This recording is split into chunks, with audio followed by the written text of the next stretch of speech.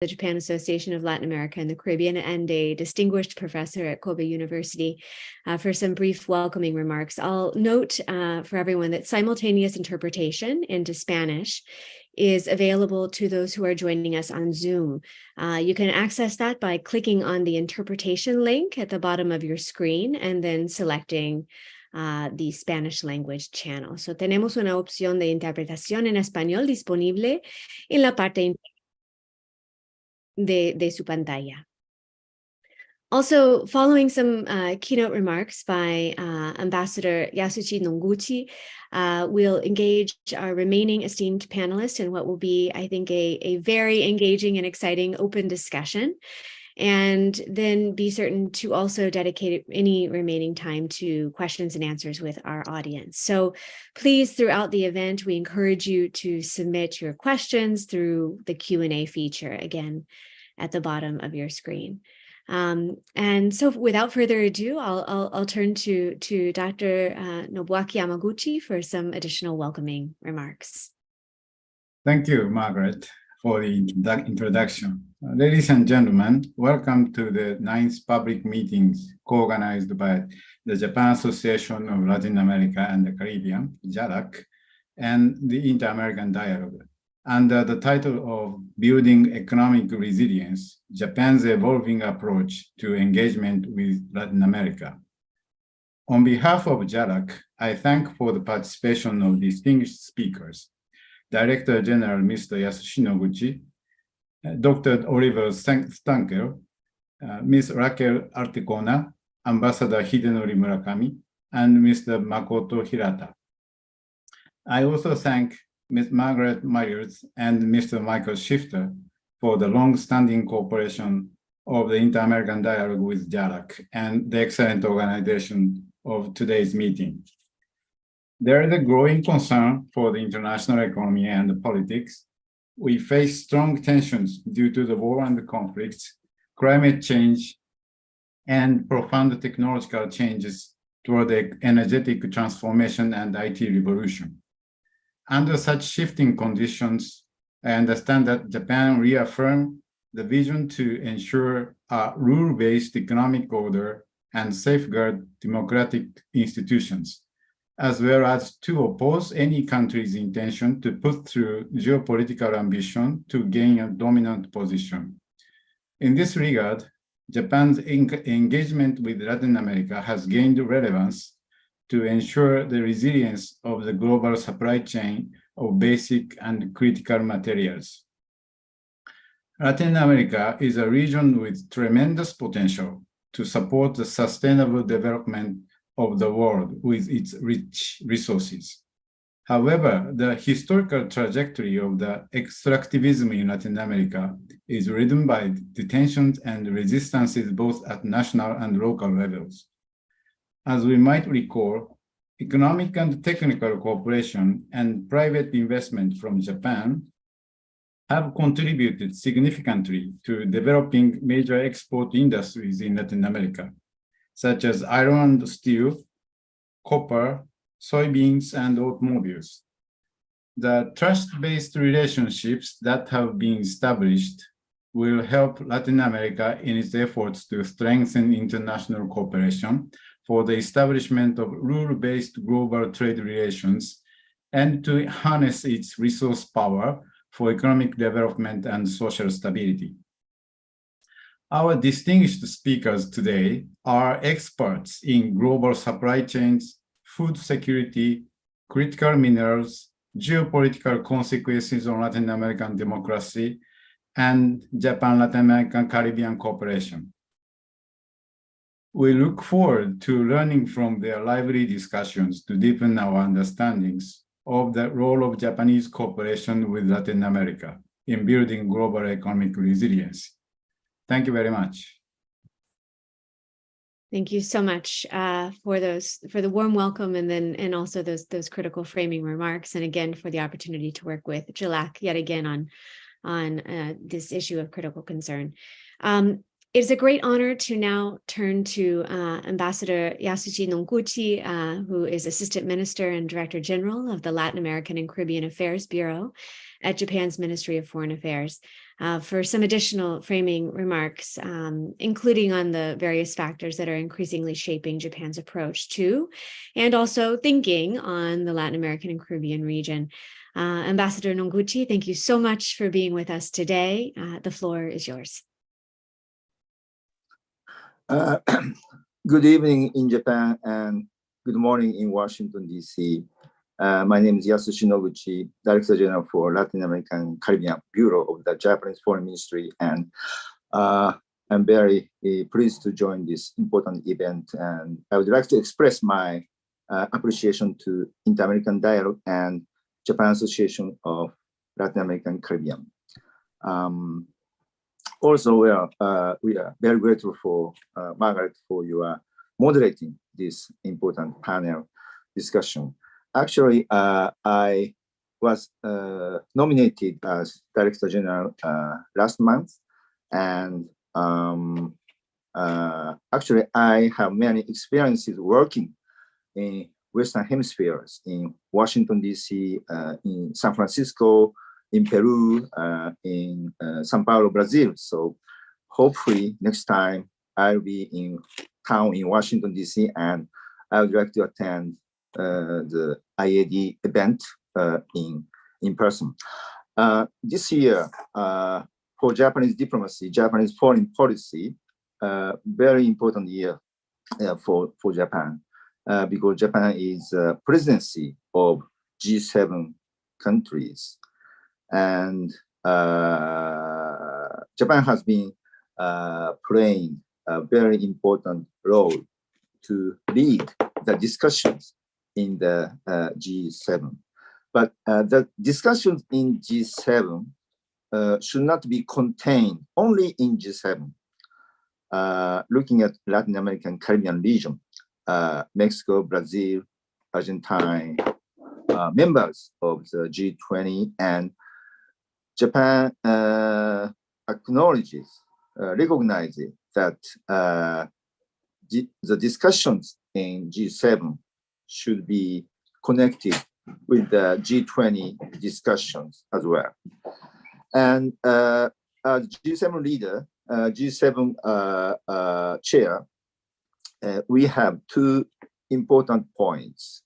One is that G7 countries should demonstrate firm commitment to uphold, maintain the free and open international order based on the rule of law. And second important thing is that G7 should enhance engagement with emerging countries, developing countries, such as Latin American Caribbean countries. And to deal with these countries, it is important to take a tailor-made approach, not one-size-fits-all approach. And based on this recognition, G7 countries discussed on several issues, such as nuclear disarmament and non-proliferation, economic security, climate change and energy, food security, and global health. And I would like to emphasize that G7 leaders, for the first time, issued an independent statement focusing on economic resilience and economic security. And this statement includes to construct a resilient supply chain based on the principles such as transparency, diversity, safety, sustainability, and confidence. And also, this statement includes the importance of the international partnership to address the economic coercion. Faced with Russian aggression in Ukraine, food security issue is an more important pressing issue for the international community. And in the G7 summit in Hiroshima in May, inviting guest countries, we were able to issue Hiroshima Action Plan on food security. And it was very significant that we are able to get together voices of food producing countries and food consuming countries. And we are able to come up with complete action plan. And it was very significant. And the question is how this Japanese approach as G7 chair, how we are able to connect Japanese approach with Latin American and Caribbean countries. First of all, we have to keep close eyes on the characteristics and the diversity of Latin American and Caribbean countries. And actually, Latin American Caribbean countries are a very important partner for G7 to share the basic values such as freedom, democracy, and human rights. Actually, most of the Latin American Caribbean countries, 28 countries among 33 countries of Latin American Caribbean countries supported the UN General Assembly resolution condemning Russian aggression in Ukraine. And also talking about economic aspect, Latin American Caribbean countries are very important food and natural resources exporting country, including lithium, copper, and soybeans. Different from other regions dependent on Russia and Ukraine for energy and food. And also Latin American Caribbean countries have a variety of diversity, including OECD member states, emerging states, developing countries, and least developed countries. And secondly, well, the challenge is how we are able to make this partnership with Latin American countries benefit the solutions of the challenges faced by international community. And Latin American Caribbean countries, together with Latin American Caribbean countries, we are able to send a common message, such as the importance of the principles stipulated by the United Nations Charter, freedom, protection of freedom and democracy, promotion of free trade, excluding unfair trade habit, and also seeking for a world free of nuclear weapons.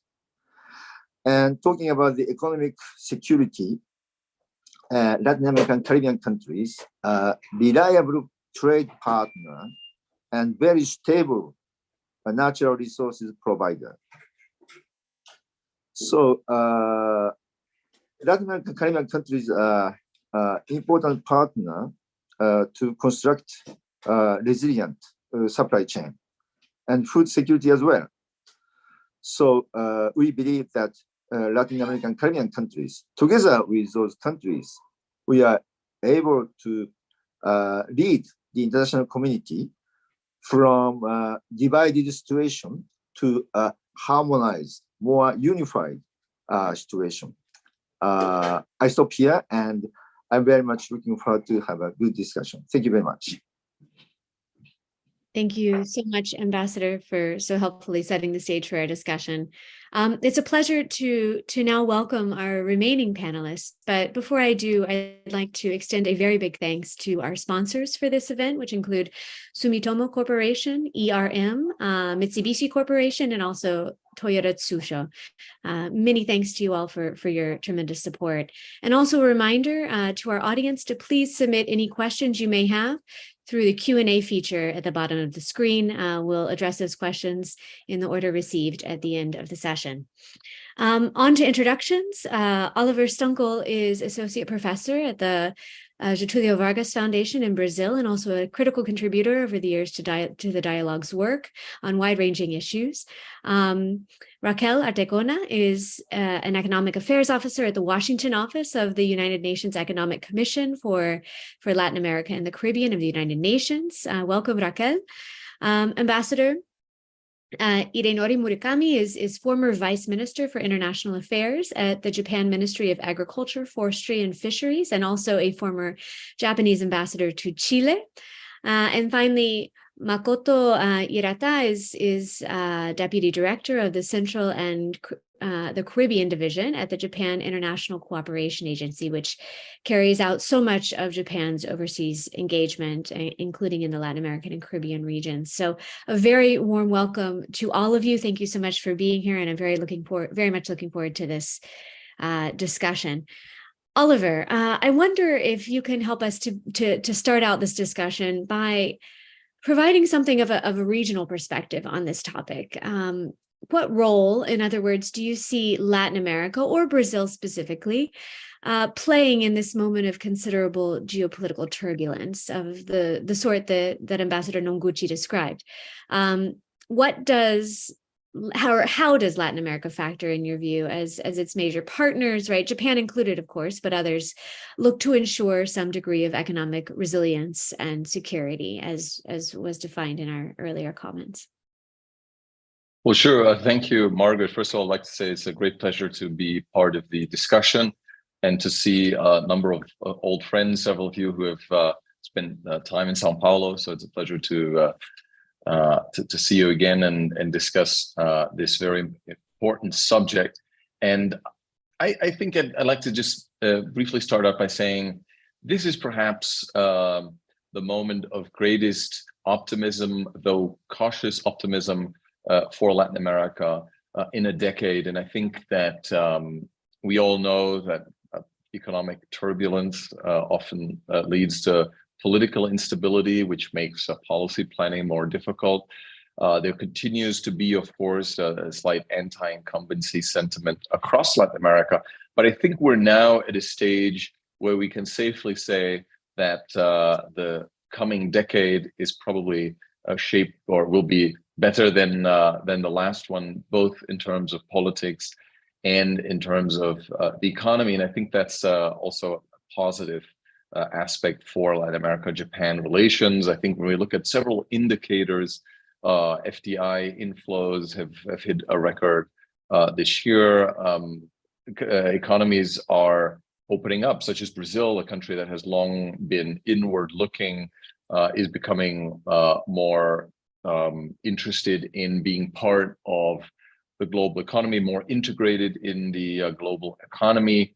And Latin America is, and that's, I think, in economic positive, is relatively far from the world's greatest geopolitical hotspots. And I think that that most governments in the regions have sought to utilize that as an attractive aspect to bring in more foreign direct investment, have sought to sort of sit on the sidelines when it comes to issues such as the war in Ukraine, Russia's invasion of Ukraine, which at times can be frustrating because particularly between Brazil and backers of Ukraine, that has caused some friction. At the same time, I think we've seen over the past months sort of a toning down of that rhetoric now with renewed conflict in the Middle East. I think Latin American governments have also sought to take a somewhat neutral stance, which may make it difficult sometimes for countries like the United States or Japan to have Latin American countries join them in diplomatic initiatives.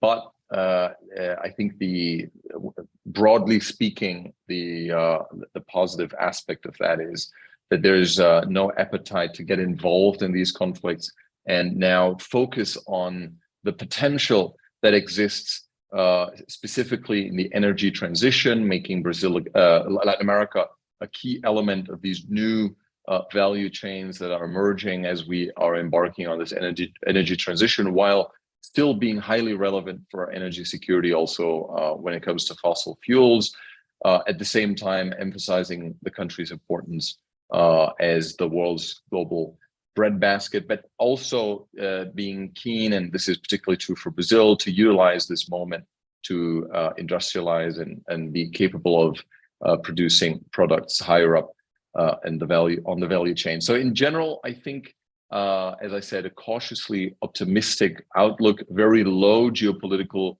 risk, perhaps one of the regions in the world, or perhaps the region that has the lowest geopolitical risk, particularly now as we are embarking on a more globally turbulent scenario. I think the region stands out, has a lot of domestic challenges, but geopolitical tension and the risk of interstate war is certainly not one of them. And I think that offers, as I said, a number of opportunities to deepen the engagement in the region, a region that compared to every other part of the developing world remains the most democratic one. I think perhaps we'll have the chance to comment on that later on in the discussion. But I think that despite it all, the democracy in the region has been remarkably resilient during this very difficult period. And I think that's also always a positive aspect in its relation to, in the region's relation to other democracies such as Japan. Thank you so much, Oliver. We always appreciate a positive outlook, even if it's a cautiously optimistic one on prospects for regional developments and cross-regional affairs. So thank you so much for that. Ambassador Murakami, if I could turn to you to focus a little bit more specifically on specific sectors, right? You've overseen aspects of Japan's overseas agricultural outreach over the years in your previous position. Certainly Latin America is known, as we've already made note of, right, as a major supplier of agricultural commodities, more now than ever in some cases if we look at the trade data. What does the Latin American region, or how, I guess, does the Latin American region factor in Japan's efforts to achieve food security specifically? And to what extent is Japan capable of boosting resilience among the region's agricultural industries, and what efforts are being undertaken to work with these industries and help their own economic resilience? Well, thank you very much. And I'm pretty much obliged to participate in this very important discussion. And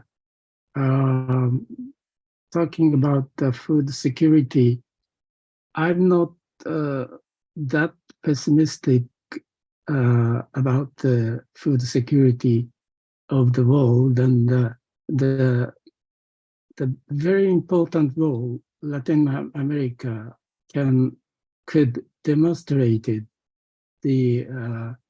as a factor to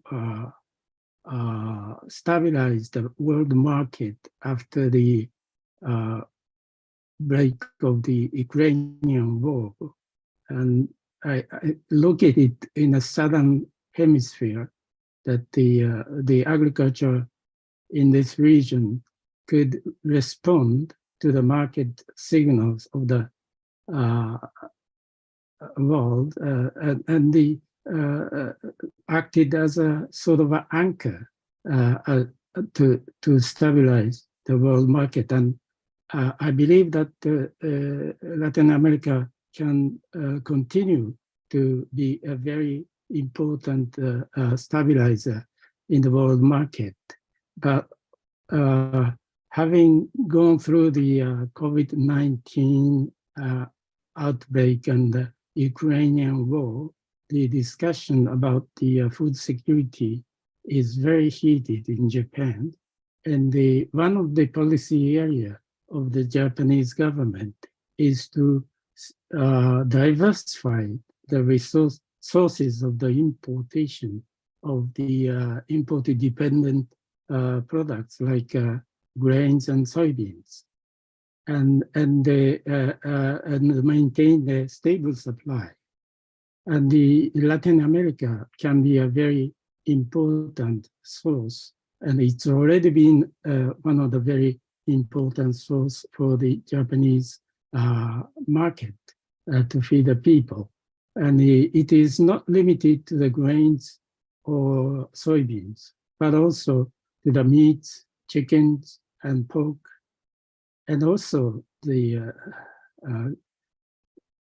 fruits such as banana, kiwi, lemon, and all those fruit are coming into Japan. And the countries like Peru and Chile are competing in the Japanese market.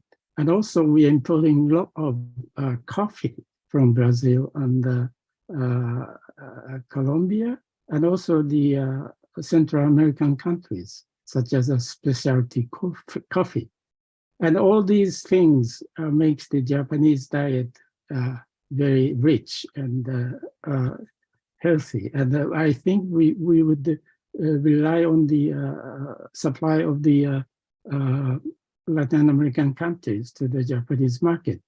And I believe the Latin American countries have a huge potential to feed the world population, which is expected to become about 10 billion in 2050.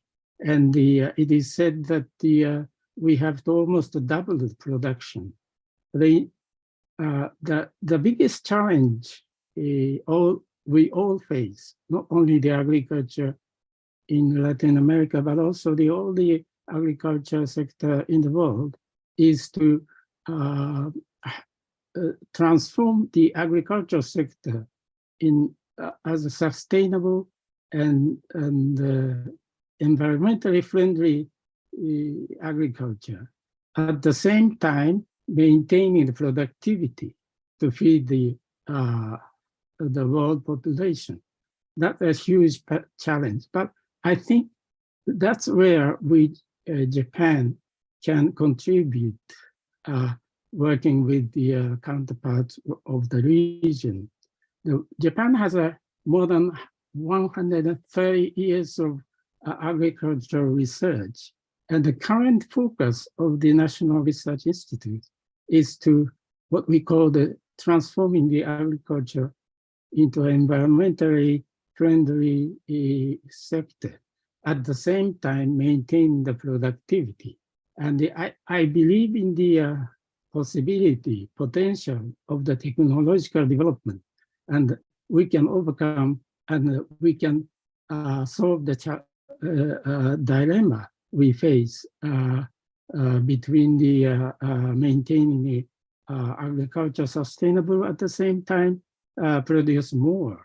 And the potential here in agriculture in Latin America are twofold. One is there is a potential for acreage expansion, whether you like it or not. In Brazil alone, you have 300 million hectares of land suitable for agriculture, but only 70 million hectares are in use. And I think you can produce more, and at the same time having the productivity increase. The technological development over the last 50 years transformed the Brazil as a food producing giant in the world, and that can be done in the future as well. And not only that, but I think the key factor in transforming the agricultural sector and food sector resilient is the participation of the private sector, and the more and more involvement of the private sector is important. And many food companies and trading houses have invested in this area, and I hope more will come, and that will facilitate the resilience of the agriculture and food sector of the region. Thank you very much. Thank you so much, Ambassador. That was exceptionally helpful. I think, as you mentioned, a focus on sustainability will be critical, as will developing new opportunities and upgrading production in this sector. And Japan has, as I've learned over doing these events for many years now, played a fundamental role over time in developing agricultural capacity and facilitating trade in grains in Brazil, for example, and salmon in Chile. And it's a huge story, probably deserving of its own seminar. But thank you so much for those excellent points. Raquel, if I could turn to you as we sort of continue this discussion and for a different perspective, maybe on the region's importance to its partners in achieving this notion of economic resilience. You've looked at the region's role in various supply chains in your work at ECLAC. What is the data showing us at the moment? How important, comparatively speaking, right, is the region as a global supplier, whether we're talking about agriculture, of course, which we've addressed, but also raw materials, critical minerals, these other issues that, or rather sectors that are of considerable interest to a wide range of partners. How important is Latin America and the Caribbean to the integrity of industrial supply chains?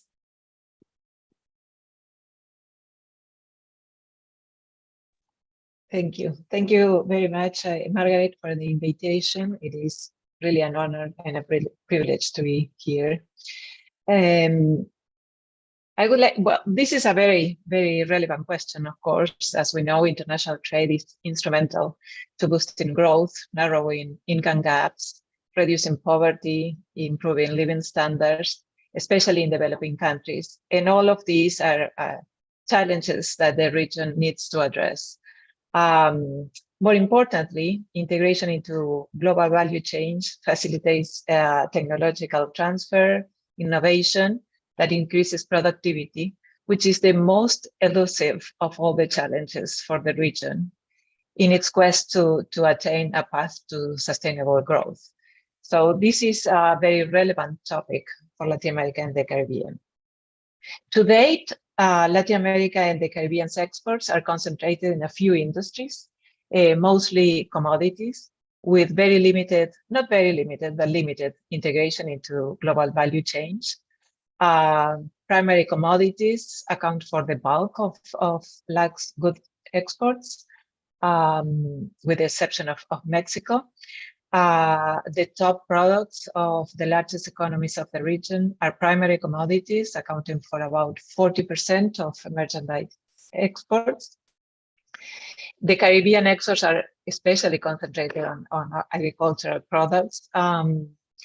Export concentration in Central and in America and Mexico reflect a more diversified manufacturing base, but are, on the other hand, very concentrated in terms of destination countries, probably because of their strong ties with the US. And LAC's integration into global value chains remain limited. Both the region's average use of imported inputs into LAC's exports, the background participation, and the use of LAC's exports as inputs in other countries' exports, forward participation, are below those of economies in similar levels of development. But of course, as all in Latin America and the Caribbean, there's some heterogeneity.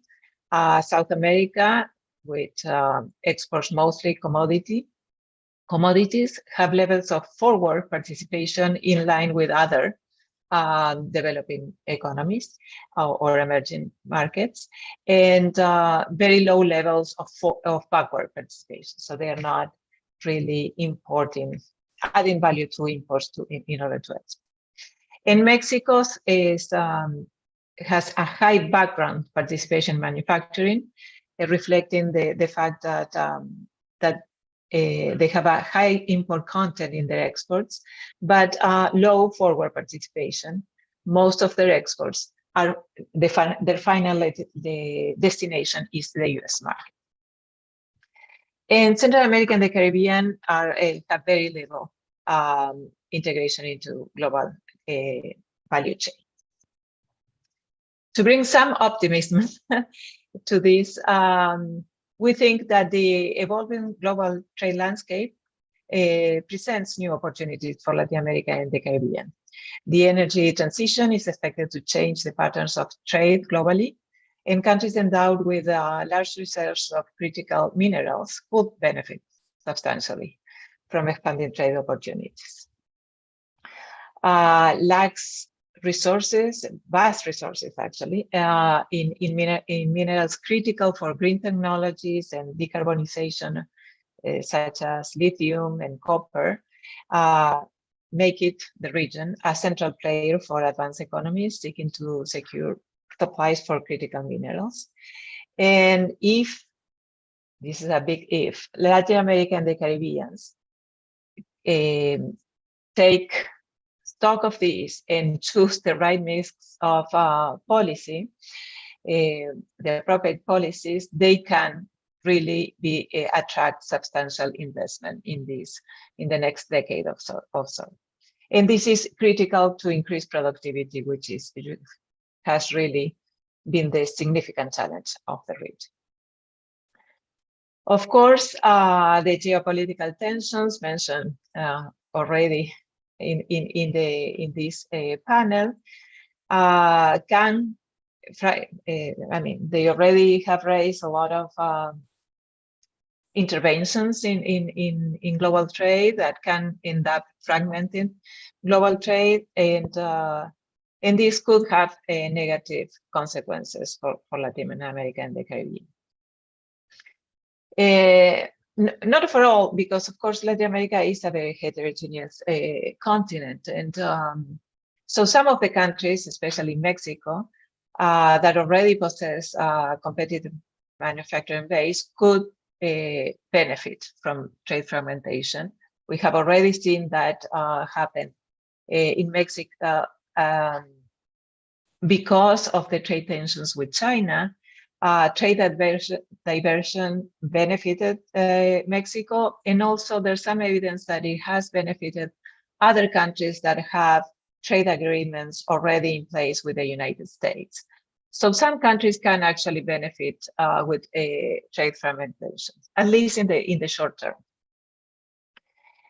But in general, what we would like to see is reducing trade barriers, including non-tariff barriers, closing infrastructure gaps that already exist in the region as compared to countries of similar development stages, and putting in place policies that make like an attractive investment destination to boost trade and growth in the region, and also integrate the region into the significant global value chains that we're seeing developing as a result of the changing landscape in global trade.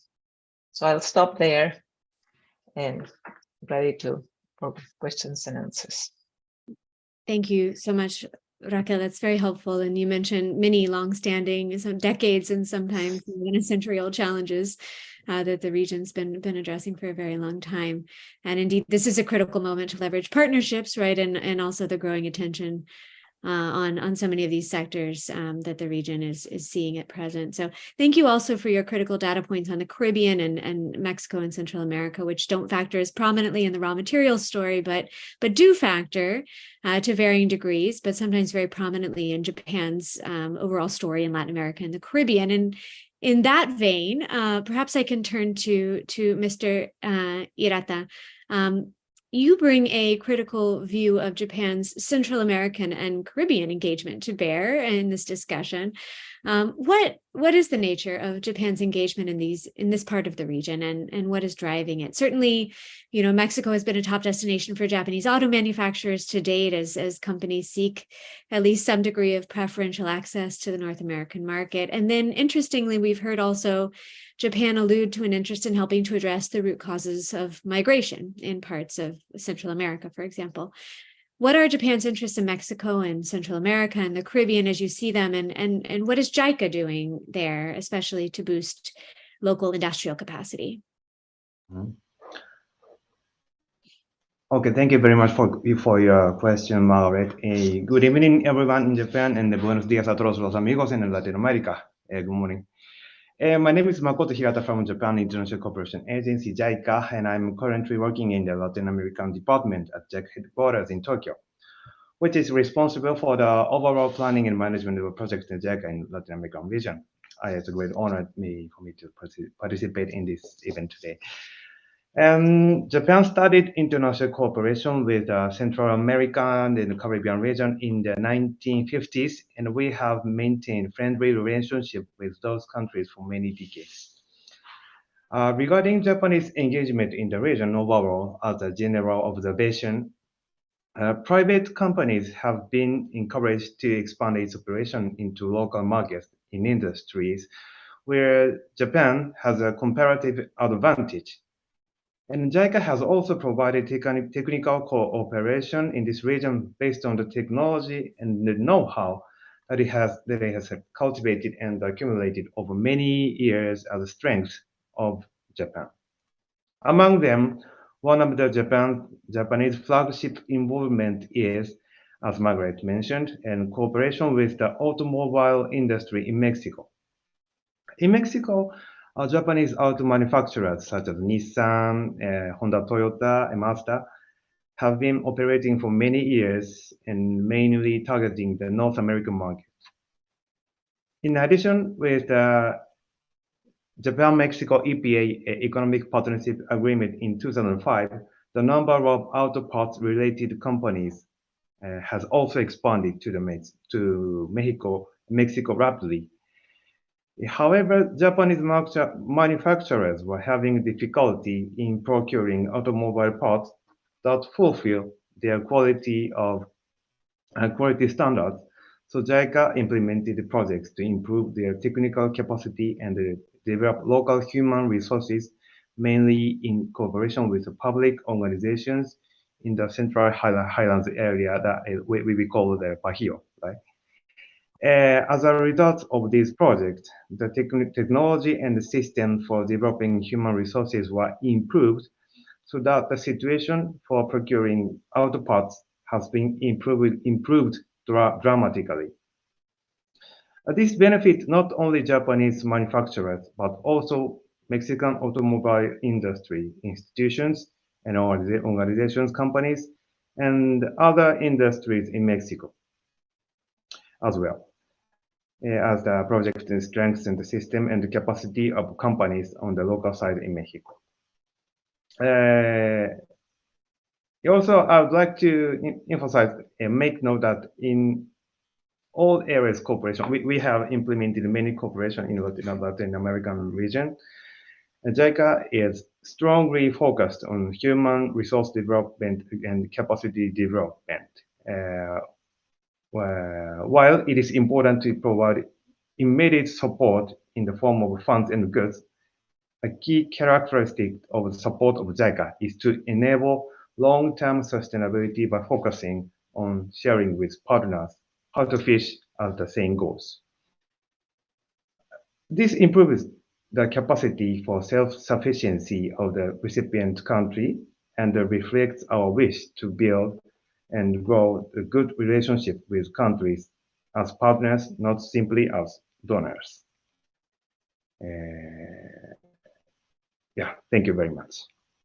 Thank you. That was extremely helpful. And I've actually had the great honor of visiting some of the facilities that JICA is running, and the educational programs that JICA is running in Mexico. And they are, in fact, extensive and do contribute directly to that sector. Let me turn now. I mean, obviously, auto production, right, and other innovation relies, or at least EV auto production, right, and other innovation relies on access to critical minerals. And Ambassador Murakami, if I might sort of turn back to this issue, we've talked about it a bit, but if you could help us to dig a little bit deeper, especially given your time spent as ambassador to Chile, can you help us understand Japan's thinking on critical minerals supply at present, whether in Chile or elsewhere, but which Latin American nations factor most prominently for Japan in this equation, and who is carrying out? We've mentioned a considerable focus on and reliance on the private sector in carrying out so much of this activity, but who is engaged in critical minerals access and deal making in the Latin American region on the Japan side.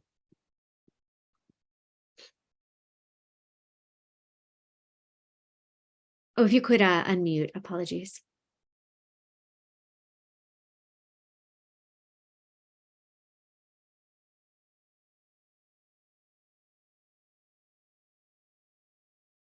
Thank you.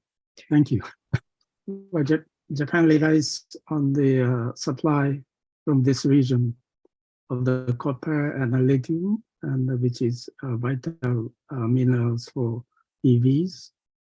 And we have the very good relation between the suppliers and the Japanese business, and that is a very good asset and legacy we have to build upon. The Japanese businessmen are noted for their long-term commitment as well as the reliability in doing their business. And this was reciprocated by the businessmen of Chile in particular. And that enabled the Japanese business people more to invest in the country in copper and lithium. But there is some development, as Mr. Noguchi mentioned at the beginning, that the pressing problem of geopolitical turbulences, the Japanese government and the private sector involved in this sector are pressed sort of to diversify the source of importation of the important minerals. And this year, the government enacted the Act of Economic Security Promotion. And under this act, lithium was designated as one of the strategic mineral, among others. And I think I don't think that the Japan will diversify and shifting from the Chile or Argentina for importation of lithium, but there is a long-term impact on the status quo of the business involving the copper and lithium.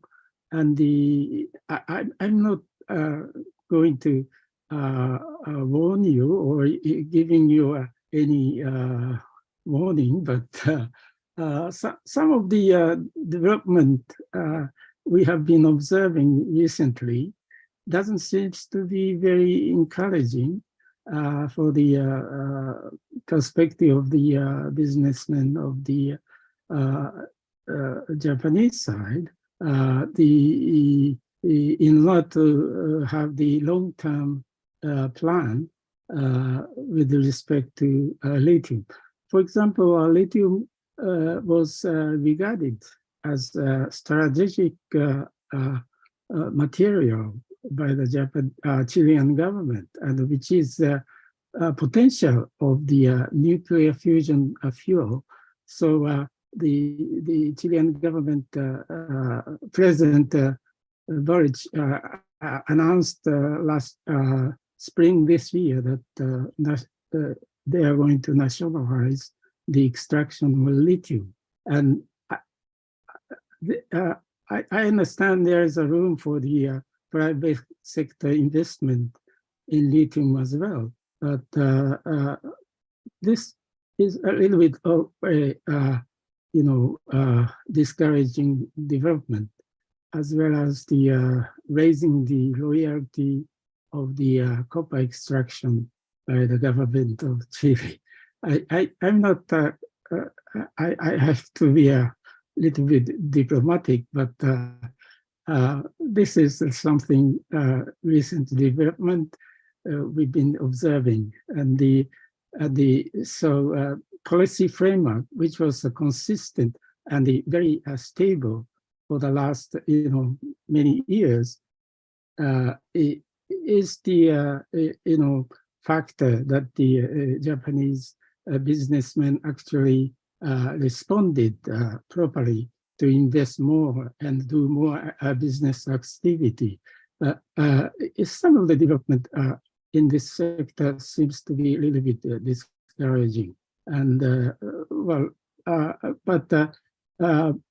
because of the abundance of resources here and the relatively stable democratic system of this area is the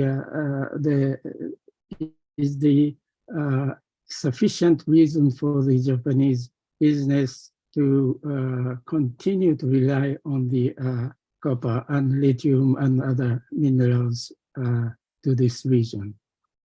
I'll stop here.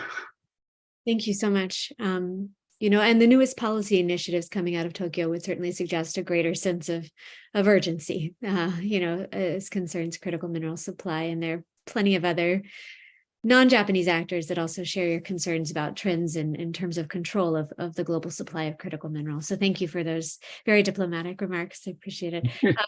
Let me switch gears here, just as we speak, ask a few more questions. But Ambassador Noguchi, in your opening remarks, you alluded to a political dimension to Japan's outreach too, including in the Latin American and Caribbean region, as Japan looks to ensure a rules-based economic order and safeguard democratic values, two things that have been, really stressed in a lot of Japanese policy and messaging globally. What are the possibilities for enhanced Japan-Latin America cooperation on safeguarding democratic values and strengthening democratic institutions? Are there concrete examples of this happening? Okay, thank you very much for your question. Now the international community, looking at the situation in Ukraine and the Middle East, we are faced with serious challenges.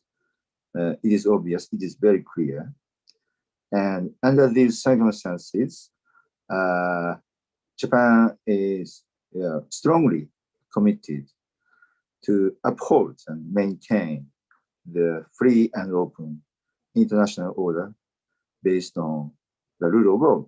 Because during the World War II, Japan was totally devastated. The Japanese land was totally devastated by the war.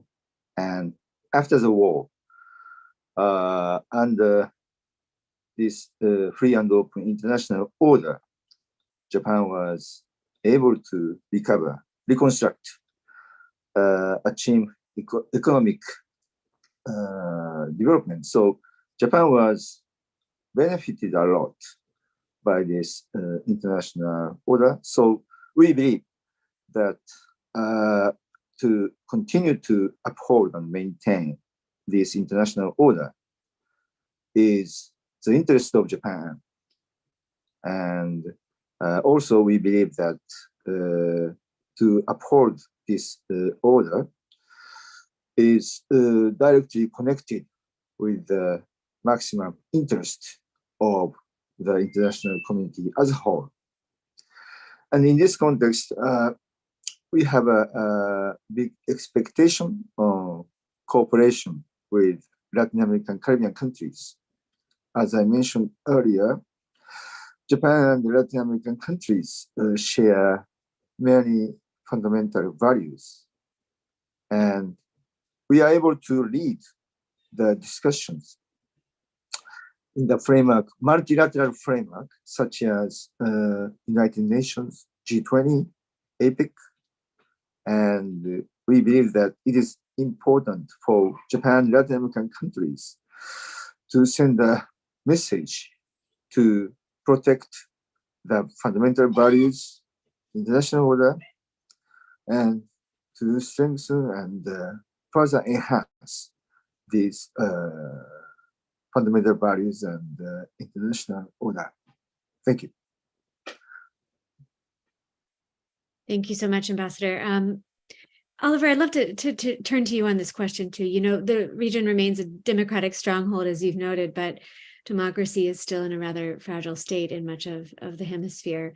What are your thoughts on the prospects for Japanese or other partner engagement in this space? What can be done at this particular moment alongside key partners, such as Japan, right, to safeguard democratic values? Mm-hmm. Okay, well, so please, yeah. Sorry, please go ahead. Why don't I turn to Oliver, and please, Ambassador, if you have comments on that question afterward, you're really welcome. So thank you. So as the ambassador mentioned, there are a number of issues where Japan and countries like Brazil coincide, in particular vis-a-vis the defense of a rule-based order, and also when it comes, for example, to UN Security Council reform, there's in between Japan and Brazil, there's a joint desire to assure that the structures of global governance remain relevant by being representative. Now, this is a topic I've been working on for many years, and I'm very passionate about. And I think that you know, being in Latin America, I think it's always important to keep in mind that it's a profoundly democratic region, despite all its difficulties. People are committed to democracy, and it's been really quite amazing to see how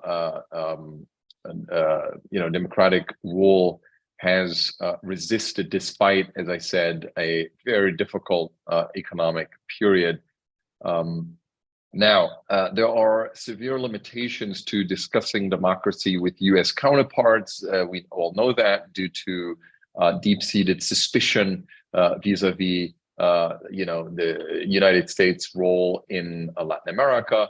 And this is why I think there's so much potential for countries like Japan to engage in Latin America, because if you talk about these grand subjects, you know, people very quickly will say you are defending US interests, or you're defending Chinese interests. But very few people will say you are a Japanese spy or acting on behalf of the Japanese government, because Japan doesn't arouse any suspicion here in the region. But it's a profoundly democratic society too, and I think that allows you know, Latin American and Japanese academics, journalists, and policymakers, and you know, organized discussions about this in a much less restrained way than is often the case when you know, we talk about US Latin America relations. So I think that generates a lot of potential. I've had this experience before when participating in discussions, for example, about what does the rise of China mean for the future of democracy, and having that discussion, for example, with Japanese counterparts or Australian counterparts, can be much more productive than, you know, having a big debate with lots of US foreign policymakers, because then immediately there will be someone saying this is, you know, a debate to further US interests rather than speaking specifically about democracy. So I think that's the first key element here. There's so much, I think, that can be discussed, be it internet governance, for example, techno-nationalism versus globalization, how to combat hate speech without curtailing, you know, the freedom of speech, how to assure economic growth when the democratic rules of the game need to be respected. There are sometimes, it's quite interesting, I participate in these discussions about, you know, what's the economic vision for Brazil, and so often people say, you know, we need to replicate the Chinese model, or some, you know, other country that has achieved high growth under non-democratic circumstances. But I think that you know, bringing in Japan as a country that has achieved prosperity in a democratic setting, I think is hugely important for the debate in Latin America. And I think the space for cooperation in academia is vast, especially now, and I can say this as someone who has in the university administration dealt a lot with partnerships and universities in Asia. I think we are moving towards a situation in which a lot of the excitement and academic cooperation that has increased with China over the past decade is waning, in particular due to increased repression and limits on free speech in Chinese university campuses, and that has had a direct impact on the demand among Brazilian students to spend time in China. Now, the interest more broadly speaking in Asia is, of course, it remains unchanged. It will only increase as Latin America will be increasingly intertwined with Asia's economy. So the need in Brazil to train Asia specialists is huge. It's unprecedented and it's unmet. And we need to find ways to increase the number of young aspiring policy analysts who spend time in Asia. And there's of course few better places to become that specialist than Japanese universities. So I think the same goes for correspondence. Across Latin America, the number of correspondents based in Asia continues to be very small. So I think lots of space there to cooperate as well. And finally, this is something I'm just now recently immersing in. I'm conducting a research project looking at how social media platforms are being utilized to discuss politics, geopolitics. So I'm looking, for example, at how the war in Ukraine is being discussed on TikTok and on Instagram in Brazil. And it's really quite notable of how a number of countries such as Russia have identified this space to promote specific narratives, and how a lot of democracies remain absent from these spaces. So I think that engaging particularly Latin America's young, some of them who not yet voting, but who will play a significant role in elections, to engage these people on these platforms, I think will be increasingly important as this cohort, democratic cohort, will play an increasingly important role in politics. So the bottom line is, I think lots of potential here. I know that when it comes to cultural diplomacy, soft power, Japan is very engaged already. There's a huge and highly visible Japan House in Sao Paulo, which is of course an excellent space. But I think there's even more potential to include additional initiatives, particularly when it comes to participating more actively in the public debate about the large geopolitical challenges and democratic challenges that both Latin America and Japan face. Thank you.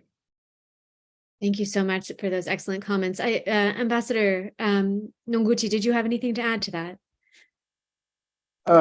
Just quickly, I wanted to touch upon Haiti, where many countries in the region, Western Hemisphere, are concerned about the situation in Haiti. And Japan has the experience of cooperating with to help Haiti. For example, in 2010, when the big earthquake happened in Haiti, we deployed a self-defense force, Japanese self-defense force, in the UN's peacekeeping operations in Haiti. And we worked very closely with several Latin American counterparts, such as Brazil. And also nowadays, we are providing a lot of assistance to Haiti for education and health. And also we are providing equipment and capacity building for the Haiti National Police. And we welcome the UN resolution, Security Council resolution, to authorize the deployment of security assistance forces in Haiti. And we are very much looking forward to working very closely with Latin American countries for the stability of Haiti. Thank you. Thank you. That's an excellent point.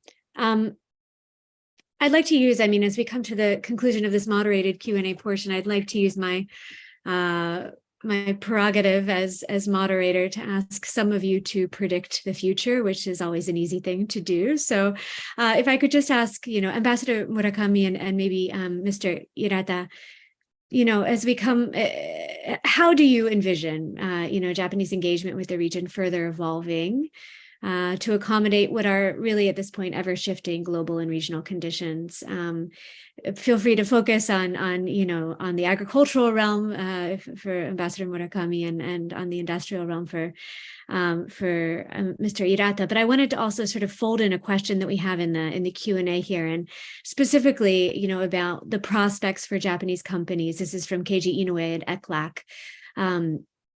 But, for Japanese companies to invest in processes beyond the extraction of key minerals for energy transition, how can Japan help Latin America and the Caribbean to move up the value chains in these sectors? And do you foresee much activity in those spaces looking ahead?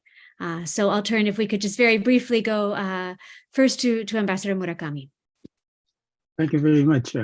I talked about the technology development that transform the agriculture environmentally friendly as well as productive, and we can work together. And one thing I would add to this is the transfer of the technology that's developed to the other parts of the world jointly with like Brazil, as we had been doing, and to increase the production in the other parts of the world to feed the growing population. That is one thing. And the another thing is that I'd like to add more to the private sector involvement so that we can have the resilient supply chain, which demonstrated very good resiliency during the COVID-19 outbreak as well as the Ukrainian war. And in order to strengthen that, I think more and more private sector involvement, because the sustainability cannot be done on its own, but it depends on what the other sector will do.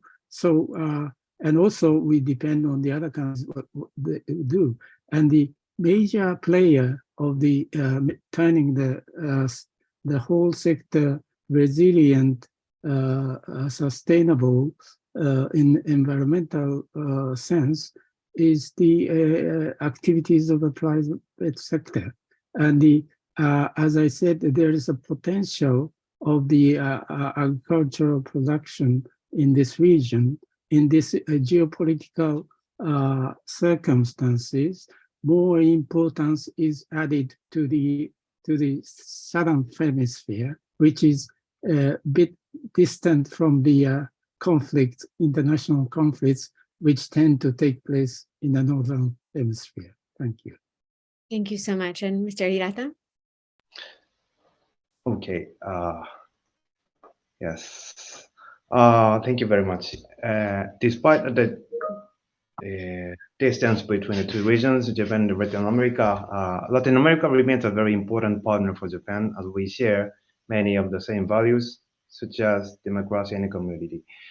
And for your question, one of the ways to develop our relationship could be to provide cooperations or collaborations that matches the current challenges or according to the maturity of each industry. For example, in the automobile industry in Mexico, perhaps we could consider the development of capacity for the expansion of electric vehicles production or human resource development to meet the trend of promoting digital transformation and so on. Another possibility to cope with the more complex and difficult matter is to collaborate with academy, that is university, more closely. For example, we have JICA have a technical cooperation modality called SATREPS, that is Science and Technology Research Partnership for Sustainable Development. And to use that modality is one of the idea to cope with the situation. And moreover, Central America and the Caribbean region is also high-risk areas for natural disasters such as earthquakes, volcanoes, hurricanes, and the floods like that. We think that the result of our cooperation, including the area of industry development, should be resilient and sustainable to those threats. And JICA has provided a great deal of cooperation in the region of LAC, Latin America Caribbean region, for the area of disaster prevention, as we call like bosai. And to sustain the result of our cooperation project, it is necessary to apply appropriate disaster prevention and mitigation system to them. In this way, we believe that it is important to aim to build new cooperation from a cross-sectoral perspective, while at the same time making the most of existing cooperation. And finally, as we mentioned earlier, the Latin America and the Caribbean region will remain as a really important partner to Japan. We will be very happy to be able to continue collaborating with the countries in the region and further develop the cooperation and the relationship we have fostered so far. Thank you very much.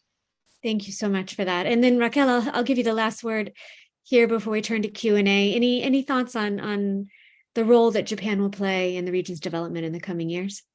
Very quickly.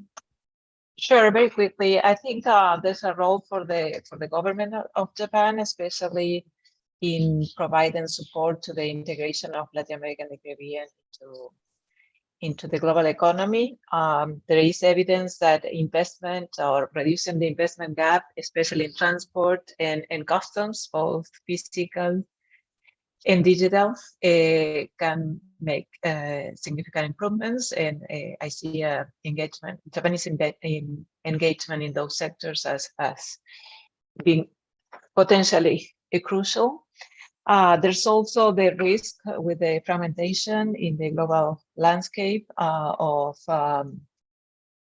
compromising the provision of public goods, such as on climate change and pandemic preparedness.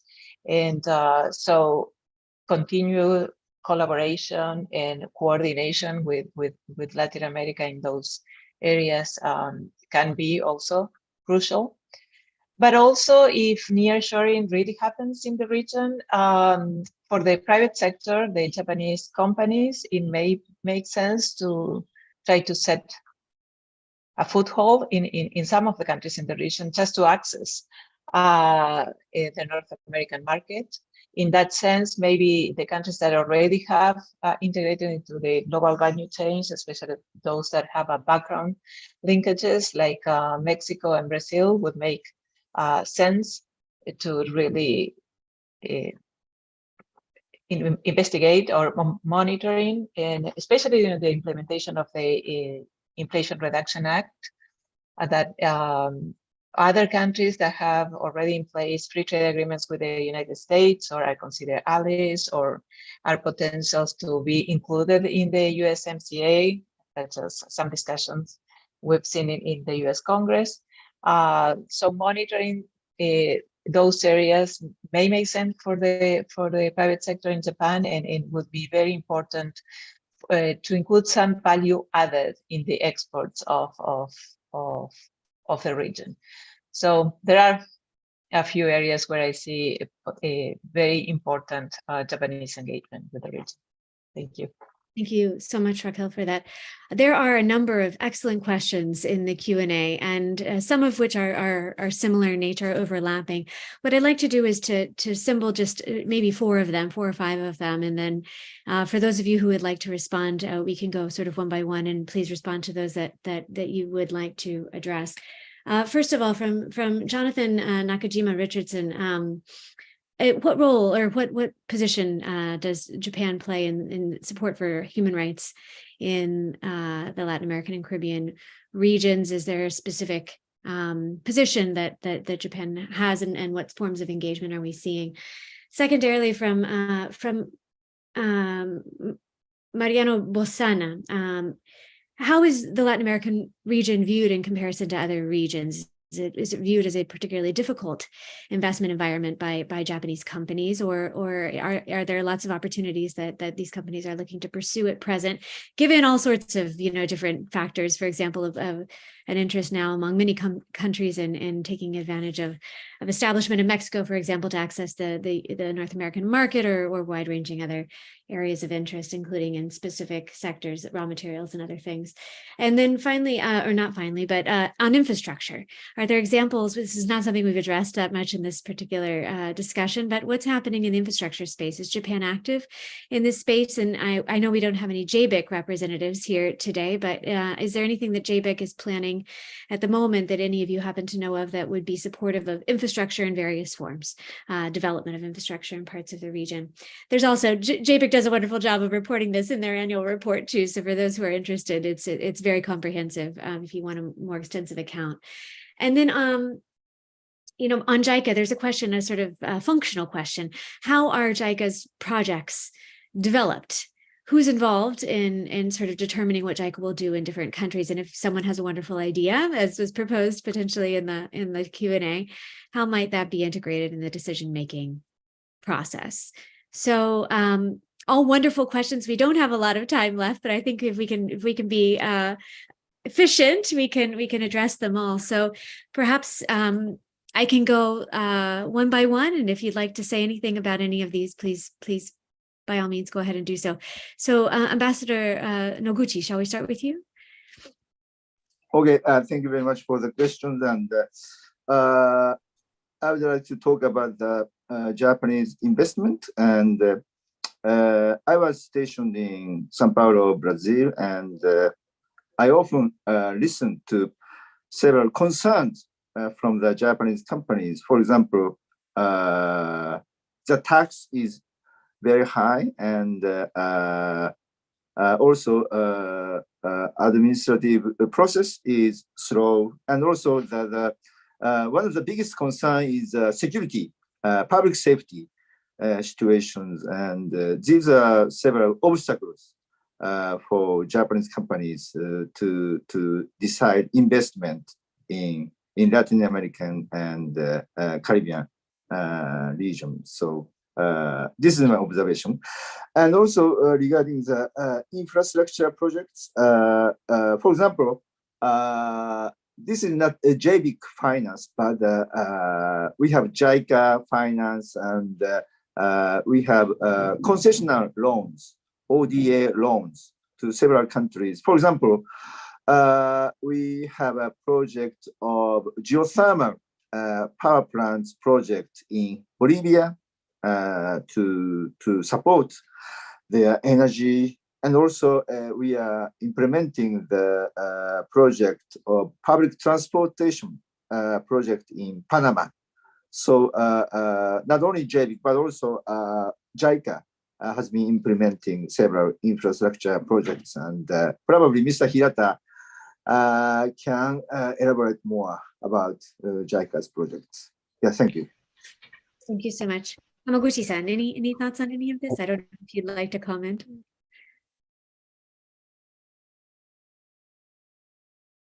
I think it will be more efficient. Mr. Hirata will comment on it. Yeah. Wonderful. Thank you so much. Okay, terrific. By all means. Okay. Can I? Okay. Regarding the cooperation with in the area of infrastructure, I'd like to comment on one example. Recently, we may elaborate a master plan for improving mobility and logistics in Central American region, with collaborating with SICA, Central SICA, Sistema de Integración Centroamericana. Sí. To aims to improve mobility and the logistics environment in the region, and through such efforts, we would like to promote regional integration. But this is the master plan through our technical cooperation, and launched on this August, just several months ago. So now we would like to address to all other donors and collaborations to make investment to Central America. Yeah, that's only the introduction. Thank you very much. Thank you so much. Ambassador Murakami. Yeah, about the infrastructure, I didn't mention that, but the key to the development of agriculture in this region is in improving the infrastructure. And this should be done in comprehensive and systematic manner, and covering from farm land to ports, and utilizing the IT and minimizing the carbon emission. And there, I think the Japanese can contribute. And the JICA, I understand that the JICA had conducted the study on so-called the smart food chain in the northeastern part of Brazil. And about the business environment, and when I was in Chile, Brazilian cost was often mentioned among the business people. And I suggested them that you start business in Chile, which is very friendly to business activities, and start expand to the region as well as to Brazil. Perfect. Thank you so much. Oliver, since we're on a Brazil tangent, please. Sure. I mean, I think that regarding several of the challenges that that foreign investors, including from Japan, are facing in the region, I pointed to some sort of positive trends. I think that there is some reason to believe that the slight improvement also in the coming years in the economic scenario will translate into somewhat more limited policy volatility. And I think it's also worth pointing to the slow but steady rapprochement between Brazil and the OECD, for example, which I think could potentially make life a bit easier for foreign investors in the region. I know that the current Brazilian government isn't prioritizing this, but when speaking to those involved, is also not actively reversing the course. We're at a completely unpredictable political situation in Argentina, but the country is also in talks with the OECD. So I think there may be, some light at the end of the tunnel towards continued rapprochement, potentially even accession at some point, which I think could be good news from the economic front in this respect. Fantastic, thank you. And now Raquel, please. I actually don't have anything to add in this respect. Thank you. Certainly, no, and I would just, to elaborate on your excellent points before, Raquel, I would simply say that there is a lot of activity underway, right? Whether we're talking about EU-related engagement, U.S. platforms, which maybe we won't see as extensive amounts of engagement in the Western Hemisphere as we have in other parts of the world, but there is a process underway to identify, essentially, I forget what precisely they're being called, but essentially corridors or something of that nature, right, for investment in Latin America right now, including in collaboration with Japanese counterparts and others. So we'll see what materializes, but all of this resulting from indeed an evolving geopolitical and geostrategic dynamic. Let's turn now to some concluding remarks from Michael Shifter, who was among those who has been involved in this collaborative work between the Inter-American Dialogue and the Japan Association of Latin America and the Caribbean from the very beginning. So please, Michael. Thank you very much, Margaret. And I was there from the creation, as you say. This has been, I think, an extraordinarily gratifying collaboration between JLAC and the dialogue. Very, very fruitful. And this is, as was mentioned, the 9th meeting. We've had several meetings in Tokyo, several meetings in Washington and Mexico City, and some Zoom meetings. And it's just extremely important to sustain this level of exchange and of thoughtful ideas and constructive ideas. And I think the conversation today was extremely rich. It touched on a lot of important issues and a lot of opportunities for greater engagement by Japan in Latin America. And I think one thing that I've learned over the course of these meetings is just how much there already is in the region, which is kind of the best kept secret in a lot of the conversations, because Japan is not mentioned as much and recognized as much as it ought to be. And I think that's important. And now we're at a point in this meeting where I think the context has changed dramatically, the global context, with greater turbulence, uncertainty, and the war in Europe and the war in the Middle East. I think Latin America looks more appealing because, as Oliver has mentioned, Latin America is really removed from this and represents perhaps more propitious conditions for engagement. The other, I think, positive thing is Japan itself is well positioned to deepen its engagement in the region, as from the G7, I think, was mentioned at the beginning, and on issues like food security, where there's already an action plan, which is very promising, and also the energy transition. So I share the sense of cautious optimism, although I would maybe underscore cautious in that, because I think at the end of the day, for all of these opportunities, and I think Japan's unquestionable commitment to engage more deeply, I think we go back to the points that Raquel highlighted, which are the challenges within Latin America and the need to really deepen reforms and address inequalities in a more serious way, and productivity in a more serious way. And that, I think, remains. There are some positive signs of that, encouraging, but in my view, there needs to be a lot more for this engagement to really be able to take advantage of opportunities that the region presents. So that's kind of where my caution comes in. And while it's true that there's enormous democratic resilience in Latin America, and there are also real problems in governance and state capacity, and political polarization. Obviously, it varies widely from country to country, but those are the kind of things that I think need to be also taken into account when one looks at the overall picture. And finally, just concluding, I was very, very, very gratified to hear the ambassador's mention of Haiti. This is a dialogue. This is an area that the dialogue works in, and if there's any country that's overlooked in the hemisphere, it's Haiti.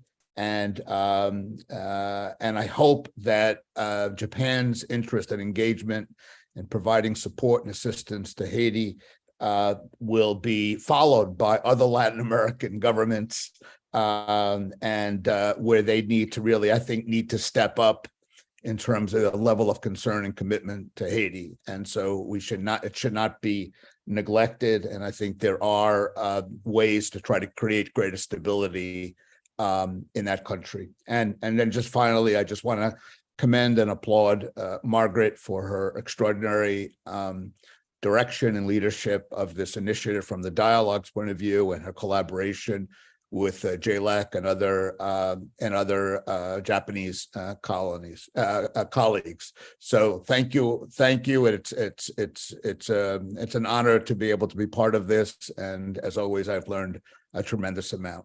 Thank you very much. Thank you so much. And of course, it's an honor for me to have the opportunity to work year after year with the JLAC team, which is exceptional. And with that, I'd like to extend a very big thanks to our wonderful panelists who have, given us an extraordinary understanding of what's happening at present in the Japan-Latin America relationship. Superb commentary overall. Thank you so very much. Also to our audience, and for submitting such excellent questions for our consideration. If we did not get to your questions, we'll aim to do so in our summary document, which we'll post on our website in the coming weeks. And then also finally, last but certainly not least, to our are the companies that have supported this particular initiative: Sumitomo Corporation, ERM, Mitsubishi Corporation, and Toyota Tsusho. Thank you so much for your very kind sponsorship. And with that, we'll conclude the event. Thank you all so much again. Thank you very much. Thank you. Thank you.